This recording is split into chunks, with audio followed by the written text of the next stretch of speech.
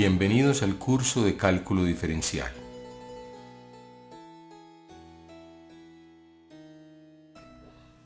Muy bien, bienvenidos al curso de cálculo diferencial. En esta clase vamos a hacer una serie de ejercicios misceláneos sobre límites y continuidad de funciones. Vamos a empezar con algunos ejercicios de la sección 2.5 del libro de Stewart, en la edición cuarta. Esto corresponde entonces a ejercicios de la página 132-133. Este es el ejercicio número 28, lo he escrito aquí. Nos piden calcular el límite de la raíz cuadrada de x2 más a por x, a es una constante, y menos la raíz cuadrada de x2 más b por x, o sea, a y b aquí son constantes. Esas son constantes. Entonces, lo primero que a uno se le ocurre hacer es partir esto como el límite del primero menos el límite del segundo. Pero el primero, pues obviamente cuando x tiende a infinito, la raíz se hace más y más grande, la raíz de x2 más a x. Entonces esta primera expresión va a tender a más infinito y esta segunda expresión va a tender a más infinito también, y va a quedar un más infinito restado con más infinito, que pues no es algo determinado. Entonces recuerden, lo que hay que hacer es de alguna manera transformar algebraicamente la expresión que uno tiene para lograr que la x quede siempre en el denominador, de tal manera que cuando la x crezca más infinito o hacia menos infinito, pues el valor de 1 sobre algo que crece mucho decrezca a 0. Entonces aquí la idea es muy sencilla, la idea es transformar lo que hay adentro, partiéndolo. Vamos a escribir entonces lo que hay adentro, x2 más a x, pues entonces saquemos factor común x2, que multiplica a 1 más a sobre x. Entonces la intención es dejar aquí un a sobre x, y lo mismo aquí, ¿cierto? Entonces factoricemos este x2 más bx, factoricémoslo como x2 por 1 más b sobre x. Entonces este sería un primer ensayo. Bueno, ¿qué puede hacer uno con esto? Pues bueno, vamos a ver si esto nos lleva a alguna parte. Entonces, tomando la raíz cuadrada, que sería la raíz cuadrada de x2 por 1 más ax, menos la raíz cuadrada de x2 por 1 más b sobre x. Entonces vemos que esto es, bueno, aquí saldría, ¿cierto? Esto se puede partir como la raíz de x2 por la raíz de 1 más a sobre x, menos la raíz de x2 por la raíz de 1 más b sobre x. ¿De acuerdo? Y esto es igual, entonces, sacando factor común, quedaría raíz de x2, quedaría raíz de x2 que multiplica a 1 más a sobre x, menos raíz de 1 más b sobre x. Bueno, podríamos seguir, pero tenemos que detenernos en este punto y pensar, bueno, nuestro objetivo es tomar el límite. Bueno, aquí por este lado tenemos algo que ya podemos saber, porque aquí queda a sobre x y b sobre x. Pues cuando la x tiende a infinito, estos van a tender a 0, ambos términos. Luego esto va a tender a 1, a raíz de 1, y este a raíz de 1, luego todo este término va a tender a 0, ¿cierto? Pero tenemos un problema, ese término tiende a 0, pero ¿qué tal este? Raíz de x2, sabemos que cuánto es la raíz de x2, la raíz de x2 ya sabemos es el valor absoluto de x. Eso lo vimos en la clase anterior.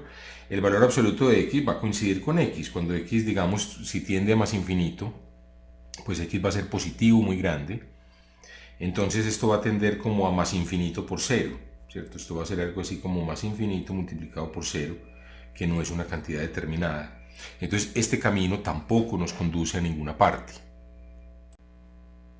Bueno, entonces en este momento uno se pregunta, si ustedes se estarán preguntando, bueno, ¿y qué más se puede hacer? Podríamos ensayar dividir por x2 a ambos lados, pero eso es básicamente lo mismo que ya hicimos, uno lo puede comprobar. Entonces, casi siempre que hay diferencias de radicales o sumas de radicales, hay un truco algebraico o un procedimiento algebraico que casi siempre lo saca uno de los problemas, y es multiplicar por lo que se llama el conjugado.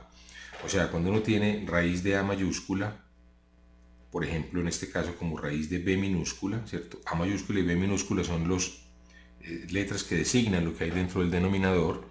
Entonces, pues uno puede multiplicar esto por raíz de a más raíz de b y dividirlo por raíz de a sobre raíz de b, ¿cierto? O sea, no se afecta la fracción. Y entonces, aquí, ¿quién está jugando el papel de a?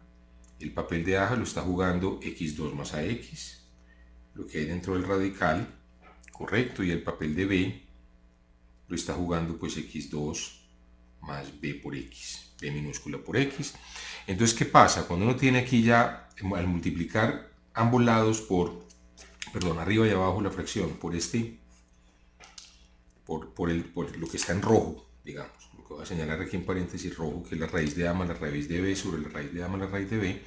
Entonces lo que queda aquí es que esta diferencia por la suma es el primero al cuadrado, ¿cierto? Queda la raíz de a al cuadrado menos, esto es una diferencia, perdón, esto ¿cierto? Es una expresión de la forma c menos d por c más d, que ya sabemos que eso es c2 menos d2. Entonces aquí va a quedar la raíz de b al cuadrado sobre la raíz de a más la raíz de b. Ahora sustituimos las correspondientes, digamos, expresiones. Entonces ahora la raíz cuadrada de algo al cuadrado es ese algo, o sea, esto es a, la raíz cuadrada de b al cuadrado es b, y nos queda este denominador raíz de a más raíz de b. Entonces, si ustedes quieren, ahora sí volvamos a poner todas las cosas en su orden, vamos a sustituir a y b por sus valores. Entonces queda a es x2 más ax, menos b, que es x2 más bx, sobre la raíz de a más la raíz de b, la raíz de x2 más ax, más la raíz de x2 más b por x. O sea, estas expresiones, x2 más ax, x2 más bx, están dentro del radical. El radical cobija pues a y a b. Entonces lo hemos transformado aquí, y ahora ¿qué podemos hacer? Pues bueno, aquí se cancelan x2, x2, y aquí queda ax menos bx sobre esta suma. Voy a escribirla así por el momento. Ahorita volvemos a rellenar estos huequitos, simplemente porque aquí puedo notar que podemos sacar factor común x y queda x por a menos b dividido por, ahora sí, la raíz cuadrada de x2 más ax más x2 más bx. Muy bien, entonces hemos transformado esa expresión aquí. ¿Nos sirve para algo? Bueno, veamos. Muy bien, hemos llegado entonces a transformar la expresión que teníamos original, y la tenemos ya, aquí aparece a la izquierda el límite original que queremos computar, y lo tenemos transformado en esta expresión. Entonces ahora podemos usar el primer intento que hicimos, que no nos funcionó, pero para esta suma, es decir, sacar aquí x2 factor común en ambos radicales dentro del radical, ¿cierto? O sea, escribir x2 más ax, sacamos factor común x2, queda x2, 1 más a sobre x, ¿cierto? Vuelvan a multiplicar, x2 por 1 es x2, x2 por ax es ax. Y lo mismo pues con el otro, x2 más bx es x2 por 1 más b sobre x. Muy bien, entonces esto nos queda, esto es x por a menos b sobre, y entonces aquí nos queda raíz de x2 por 1 más a sobre x, todo esto dentro del radical, más raíz cuadrada de x2 por 1 más b sobre x. Esto es igual entonces volvemos a hacer lo mismo que hicimos ahorita, tenemos x por a menos b sobre, aquí partimos, este ya es un producto, ¿cierto? Raíz de algo por raíz de algo es el producto de las raíces. No se les ocurra meter raíz de a más raíz de b dentro de un solo radical. Entonces aquí la calavera nos muestra que ese es un peligro, ¿cierto? Ese es uno de los errores típicos. Sin embargo, para el producto sí es verdad. Lo podemos partir como raíz de x2 por raíz de 1 más a sobre x. Y aquí pues queda más, lo mismo, raíz de x2 por raíz de 1 más b sobre x. Muy bien, entonces, ahora de estos dos podemos sacar factor común raíz de x2. Recuerden que raíz de x2 no es x, sino el valor absoluto de x. Entonces la calavera aquí nos advierte nuevamente una situación de peligro. La situación de peligro es sacar este como x. Claro, aquí no va a haber problema, esto sí va a ser x, porque estamos interesados en el límite cuando x tiende a infinito, o sea, x va tendiendo a más infinito, es decir, aquí los valores de x van a ser muy grandes, mayores que 0 y muy grandes, muchas veces lo indican así. como es positivo y muy grande, poniendo como dos signos de mayor seguidos. Entonces nos queda x por a menos b sobre, y aquí nos queda la raíz de x2, que es x por raíz de 1 más a sobre x más raíz de 1 más b sobre x. Entonces esto nos queda igual. Entonces ahora ya tenemos una situación muy especial porque podemos cancelar esta x y esta x. Entonces ahora sí vamos a tener algo que podemos computar. Esto es a menos b sobre raíz de 1 más a sobre x más raíz de 1 más b sobre x. Entonces ahora tenemos algo que se puede computar perfectamente. ¿Por qué? Porque por un lado sabemos que a sobre x tiende, cuando x tiende a infinito, esto va a tender a 0. Este término por la misma razón tiende a 0. ¿Cierto? Si ustedes ponen aquí valores de x muy grandes, 1.000.000, esto es a dividido 1.000.000, a es una constante, a no se está moviendo mientras que x está creciendo. Entonces esto va a tender a 0. Entonces nos va a quedar que el límite, cuando x tiende a infinito de esta expresión de a menos b sobre la suma de 1 más a sobre x más raíz, todo esto es el denominador, de 1 más b sobre x, es el límite, va a ser igual al límite cuando x tiende a infinito, entonces de a menos b sobre, podemos dividir sobre el límite, cuando x tiende a infinito, de la raíz de 1 más a sobre x, más, estos límites existen, entonces podemos usar el teorema de los límites. Cada uno de estos límites, numerador y denominador, existen y el denominador es distinto de 0. Vamos a ver por qué. Porque entonces cuando x tiende a infinito, a menos b es una constante, permanece como una constante, a menos b. Sabemos que tiende a 0, esto tiende a raíz de 1. B sobre x tiende a 0, recuerden, estos dos tienden a 0. Y por tanto esto tiende a raíz de 1, más raíz de 1, no hay problema. Si aquí hubiera un menos sería un problema, porque tendríamos 1 menos 1, 0, no podríamos tener un denominador 0. Aquí no hay ningún problema, esto es a menos b sobre 2. Y ese es el valor del límite que queríamos buscar. Ahora ustedes pueden ensayar una manera siempre de cerciorarse de que esto es así, es hacer una gráfica en GeoGebra o en cualquier programa de la función. Vamos a hacerlo. Muy bien, entonces he aquí pues abierta una ventana de GeoGebra, entonces vamos a entrar los valores del límite que queremos computar, entonces le damos raíz cuadrada, entonces se le dice SQRT como raíz cuadrada, square root, ¿cierto? Esto es x al cuadrado, bueno, hay una constante que tenemos que fijar, pensemos que a, por ejemplo, es 4, pues no sé, o 5, más 5 por x, entonces estamos haciendo a igual a 5, y le restamos la raíz cuadrada de x al cuadrado más, y digamos que b sea 2 por x, entonces tenemos 5 y 2, entonces aquí tenemos, miren la curva, ¿cierto? O sea, tenemos a igual 5, b igual a 2. Según nuestros cálculos, entonces ese límite debe tender a 5 menos 2, 3, dividido 2, 3 medios, 1.5. Entonces miren que precisamente si aquí trazamos la línea y igual a 1.5, a esta altura miren que esa es una asíntota, o sea, podríamos ver, por ejemplo, correr el gráfico para mirar qué ocurre cerca a infinito. Pues infinito no puede uno ver, pero muy lejos, 85, 90, ¿cierto? Miren, o sea, este gráfico le muestra a uno muchas cosas interesantes sobre esta función. Pues le muestra varias cosas, le muestra, por ejemplo, que en estos valores la función no está definida, en este intervalo menos 5, 0 probablemente. Uno podría computar el dominio de la función, ahora podemos hacerlo si quieren, pero nos interesa el límite cuando tiende a infinito. Miren que cuando tiende a infinito va a tender a esta asíntota. ¿Qué va a pasar cuando tiende a menos infinito? Miren que cuando tiende a menos infinito está tendiendo a otra asíntota. Entonces, si quieren, podemos hacer ese ejercicio ahora. Muy bien, entonces retomemos para calcular el límite cuando tiende a menos infinito, pues no tenemos que repetir todo.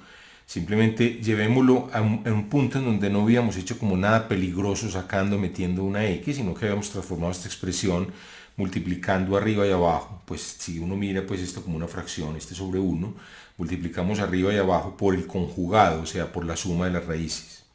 Ya habíamos llegado a esta expresión. Entonces recordemos, aquí seguíamos límite cuando x tiende a menos infinito de x por a menos b, y este lo factorizábamos como x2 por 1 más a sobre x. Eso también lo habíamos hecho ya, hasta aquí no hay ningún problema. Más, todo esto es el denominador, x2 por 1 más b sobre x. Y esto es igual, entonces, al límite cuando x tiende a menos infinito de x por a menos b sobre, entonces aquí sacábamos raíz de x2 por raíz de 1 más a sobre x. Estoy repitiendo los últimos pasos del procedimiento anterior. Aquí teníamos raíz de x2 por raíz de 1 más b sobre x. ¿De acuerdo? Entonces ahora venía este paso en donde tomábamos el límite, perdón, donde factorizábamos abajo el raíz de x2. Entonces tomamos raíz de x2 factor común.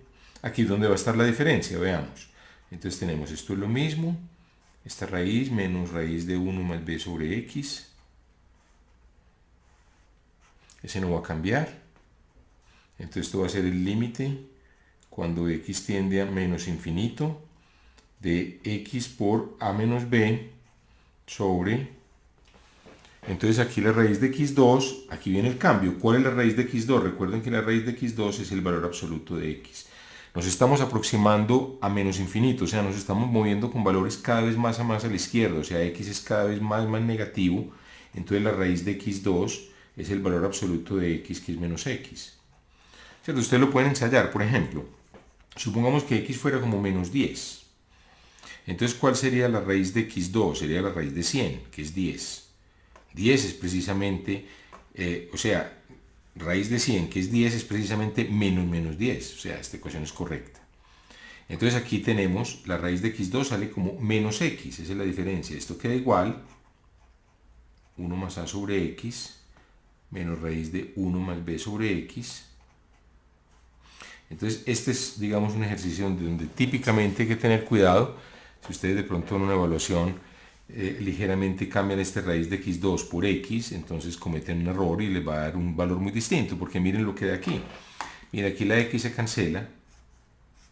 Antes el límite, recuerden, nos había dado a menos b. Aquí nos va a dar, este tiende a menos b arriba. Tomemos los límites de una vez porque ya existe. Y abajo va a quedar, este tiende a 0. Es la misma razonamiento anterior, este tiende a 0. Perdón, aquí perdón, era un más, este era un más, desde aquí viene este más, había puesto menos por error. Este es raíz de 1 más raíz de 1, que es 1 más 1, 2. Entonces aquí queda, con un signo menos, queda menos 2. Entonces miren que esto es b menos a medios. ¿De acuerdo? Por ejemplo, en el problema que hicimos ahorita, con el GeoGebra, en donde b era 2 y a era 5, entonces quedaría, por ejemplo, aquí 2 menos 5, pues simplemente quedaría menos un medio, ¿cierto? Menos 3 medios, perdón, menos 1.5. Entonces, la única cosa que cambia cuando calculamos el límite, repito, cuando tiende a menos infinito, es en este paso, cuando vamos a sacar de este radical, digamos, el x2 como menos x y no como x, que era lo que hicimos en el caso anterior, puesto que x era positivo, pero ahora x es negativo. Volvamos a la gráfica en el GeoGebra, miren, vamos a ver, esto tiende, cuando tiende a menos infinito, pues uno ve aquí, visualmente hay una asíntota, pues exageremos un poquito para descubrir cuál es. Entonces la asíntota, según nos dio la respuesta, debe ser menos 1.5. Entonces demos el valor y igual a menos 1.5 y miren que esa es precisamente la asíntota. Exactamente lo que nos dio, ¿cierto? Miren que aquí, por ejemplo, muy lejos, si ustedes miren, la línea roja y la línea negra prácticamente se confunden, ¿cierto? La línea negra es la asíntota, volvamos al origen, y la línea roja. Miren, aquí vamos a ver hasta que aparezca el 1.5, démosle de manera discriminada, ahí apareció, miren, está pasando aquí por 1.5 y aquí la curva no va a estar definida en unos ciertos valores. Aquí, por ejemplo, parece que está de menos 5 a 0, ese no está en el dominio. Eso lo podemos hacer ahora si quieren. Bueno, eso más bien lo hacen ustedes como ejercicio. Y más bien sigamos entonces computando otros límites. Vamos a calcular el límite cuando x tiende a infinito de e a la menos 2x por coseno de x. Entonces aquí vamos a usar algo que no hemos discutido y es lo siguiente. Miren, bueno, aquí tenemos varias cosas. Primero, tratemos de partirlo como un producto. Bueno, ¿qué va a pasar con e a la menos 2x? E a la menos 2x, si uno lo grafica, ve que el límite cuando x tiende a más infinito de e a la 2x, aquí lo vemos a la izquierda, ese límite va a ser 0, ¿cierto? La curva se va hacia 0. Uno sí lo puede ver también porque e a la menos 2x es 1 sobre e a la 2x. Entonces este exponencial, cuando la x se vuelve más y más grande, el exponencial se vuelve más y más grande, 1 sobre algo muy grande tiende a 0, se vuelve más y más chiquito. Entonces este límite no tiene problema, este límite es 0. Entonces uno tendería a partirlo, el límite de este por el límite, cuando x tiende a infinito, del coseno de x. Pero obviamente el límite del coseno de x, ustedes ven en la gráfica, el coseno no tiene un límite cuando va a infinito, el coseno sube a 1, baja a menos 1, sube a 1, baja a menos 1, entonces esto no se acerca a ningún valor, perdón, puse 0, pero no se acerca a ningún valor. Entonces aquí no podemos computar, eso sería 0 por algo indefinido. Entonces esto no tiene ningún sentido. Entonces lo que va pasando es lo siguiente, miren, esta función coseno de x tenemos la seguridad de que ocurre lo siguiente. No importa que el límite de coseno no exista, lo que sí sabemos es que coseno de x, ¿cierto? No importa el valor de x, es un número que siempre está entre menos 1 y 1, ¿cierto? O sea, este valor está mayor o igual que menos 1, menor o igual que 1. El coseno de x, cualquier valor que tenga, tiene que moverse entre menos 1 y 1. Aquí lo vemos a la izquierda en la gráfica, ¿cierto? Valores oscilan entre menos 1 y 1 el coseno. Muy bien. Entonces, si yo tengo números aquí entre menos 1 y 1 y los multiplico por otros números cada vez más y más chiquitos, ¿qué va pasando? Entonces ustedes pueden conjeturar qué va a pasar con el límite. Vamos a darle valores, por ejemplo, de 10, no sé, 100, 1000. Aquí, por ejemplo, tengo abierto una ventana del Maple. El Maple desafortunadamente no es un programa gratuito, hay que conseguirlo. En las universidades, en la Universidad Nacional, por ejemplo, este programa, tenemos una licencia de este programa y lo podemos, digamos, tiene la ventaja de que puede hacer programación y cosas un poco más avanzadas. Lo traigo para que ustedes también lo conozcan. Aquí, por ejemplo, definí dos funciones que son la función exponencial e a la menos 2x y la función coseno. Entonces uno se da cuenta que, por ejemplo, vamos a graficar la función f de x, que es la función exponencial. Vamos a graficarla, no sé, entre menos 1 y 10. Entonces miren que esta, esperemos un segundito, está muy bien. Miren que esa función decae a 0. Si ustedes quieren, podemos aquí mismo, con esta misma para compararla, graficar la función g de x, que es la función coseno. ¿Cierto? Voy a graficarla aquí mismo, voy a poner la f y la g, ambas juntas aquí dentro de este llavecita. Entonces miren, esta es en el color azul la exponencial y miren que coseno oscila entre menos 1 y 1. Entonces ustedes pueden darse cuenta, como este está acotado, como dicen los matemáticos, o sea, coseno de x no tiene manera de salirse de menos 1 y 1 y este va tendiendo a 0 ese producto, entonces va siendo el producto de algo que es muy cerquita a 0 multiplicado por algo que está entre menos 1 y 1, tiene que ser muy chiquito. Por ejemplo, démosle un valor, por ejemplo, no sé, entonces computemos f, que es la función exponencial, por ejemplo, en 10, y la multiplicamos por el coseno de 10. Vamos a ver que eso es muy chiquito, de 10, perdón. Entonces, si ustedes lo hacen, miren, esto es e a la menos 20 por coseno de 10. Para que nos lo dé numéricamente, pues uno le puede poner aquí un decimal, y él lo da. Aquí también podemos poner el decimal. Entonces miren, nos da ahora sí, esto nos da menos 1 punto algo por 10 a la menos 9. 10 a la menos 9 es 0.00090, es un número chiquitico. Si ustedes le dan, por ejemplo, el número 100 aquí, entonces miren, va a ser 10 a la menos menos 87, un número ridículamente pequeño. Entonces lo que se observa es que este producto, como este está acotado y el otro tiende a cero, entonces el que tiende a cero termina matando al que está acotado. O sea, para que un producto tienda a un límite, cuando uno de los dos tiende a cero y el límite no sea cero, tiene que ser que el otro término tienda a más infinito, para que se vaya compensando de alguna manera. Pero si el uno está acotado y el otro tiende a cero, entonces el producto tiene que tender a cero. Muy bien, entonces podemos concluir este ejercicio diciendo que el límite de e a la menos 2x por coseno de x, este límite cuando x tiende a infinito, este límite es cero, porque este término es acotado, es decir, está variando entre unos valores, se balancea entre menos 1 y 1 por un límite que tiende a cero. Entonces, digamos como la proposición importante, entonces la tenemos aquí a la izquierda. La proposición importante es, siempre que tengamos el límite de f de x por g de x, f de x tiende a 0 y g de x se mueva entre menos m y m, o esté acotado, ese límite tiene que ser 0. Muy bien, entonces ese es un principio que se puede usar, sobre todo cuando uno tiene funciones trigonométricas. Por decir algo, ¿cuál sería el límite cuando x tiende, por ejemplo, a menos infinito ahora? Por ejemplo, de 1 sobre x2 por seno de x más coseno cuadrado de x. Computemos, por ejemplo, este límite. Entonces, muy bien, vamos a usar el mismo principio. Cuando x tiende a menos infinito, el límite cuando x tiende a menos infinito de 1 sobre x2, este límite va a ser 0, ¿cierto? Estos valores se van haciendo más y más grandes. Al tender a menos infinito, el límite es 0. Aquí pues vemos la gráfica de 1 sobre x2 y vemos que ese límite tiende a 0. De otro lado, este límite, ¿qué va a hacer? Ese límite no va a existir, ¿cierto? Estas funciones van a oscilar, ¿cierto? Seno más coseno son funciones que cuando uno las va tendiendo a menos infinito, pues esto se mueve entre menos 1 y 1, este se mueve entre menos 1 y 1. De todas maneras, tanto el seno como el coseno se van a mover entre menos 1 y 1, ¿cierto? El coseno también. Entonces el coseno al cuadrado también se va a mover entre menos 1 y 1. Pues de hecho el coseno al cuadrado se va a mover entre 0 y 1, porque uno sabe que los cuadrados son positivos. Pero no importa, esta suma, si ustedes quieren, si ustedes suman estas dos desigualdades, que son ciertas, entonces queda el seno de x más el coseno de x. No importa el valor, esto siempre va a estar por encima de menos 2 y por encima de 1 más 1, que va a ser 2.